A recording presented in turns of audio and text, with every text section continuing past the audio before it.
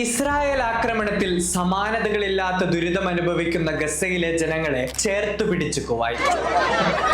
ഗസയിലെ പിഞ്ചുകുട്ടികൾക്കും മുലയൂട്ടുന്ന അമ്മമാർക്കും ഭക്ഷണവും മറ്റു പോഷക വസ്തുക്കളും നൽകി സഹായിക്കുന്നതിനായി കുവൈത്തിലെ Sheikh Abdullah Al Nouri charity society world food പ്രോഗ്രാമുമായി കരാറിൽ ഒപ്പുവെച്ചു. $1 മില്യൺ സാമ്പത്തിക സംഭാവന നൽകുന്നതാണ് പദ്ധതി.